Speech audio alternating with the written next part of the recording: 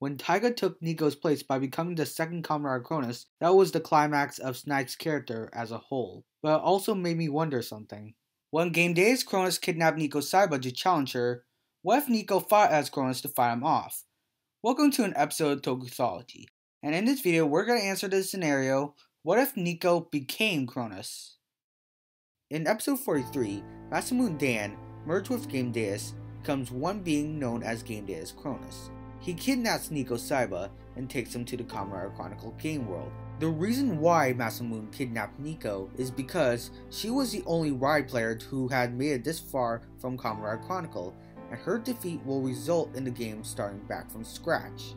Since it's the final boss stage part of Kamen Chronicle, Nico's Rider Chronicle Gashat is set to transform her into Cronus, because she had the potential to become Cronus if she activates the Gashat based on Masamune's implication, and the Rider Gashats contained the data of a specific gamer, so it had the data of Cronus right there on her hands. Taiga and CR would try to find a way to get to Nico, but what if in this scenario, let's say they were too late to get to the Chronicle game world? But you see, there's one problem. Ride player Nico's strength is in par with a level 10 rider. Levels are the experience rank, but on Bugster virus immunity. It's been hinted that almost all the Gashats most likely carry the Bugster virus into their programming. It's possible she's on par with a level 10 rider, because Nico likes to play games and probably isn't stressed because of it. So it is presumed Nico can endure the Bugster virus in its strength of a level 10 rider. That's the key word, endure. She does not possess an immunity to the virus like the human riders, and every time Nico would become a ride player, a liability of that power would be enduring the virus every time while fighting, so it would seem hard for her to become Cronus since it strictly requires an absolute immunity of game disease to transform into Cronus. But let's say in this scenario, if Nico defies all odds and attempts to endure the strong virus. Alright, Nico would have no interruptions. She extends her arm with the Rider Chronicle Gashat and activates it.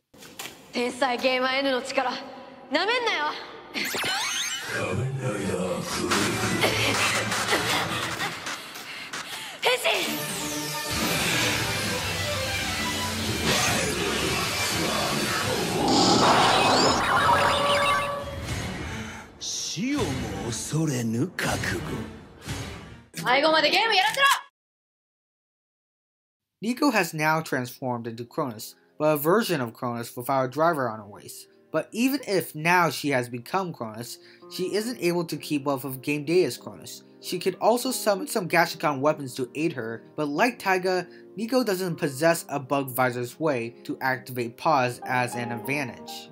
We established she can endure game disease like a level 10 rider, but her weak endurance to the large amounts of the Bugster virus in her would definitely remain a major liability.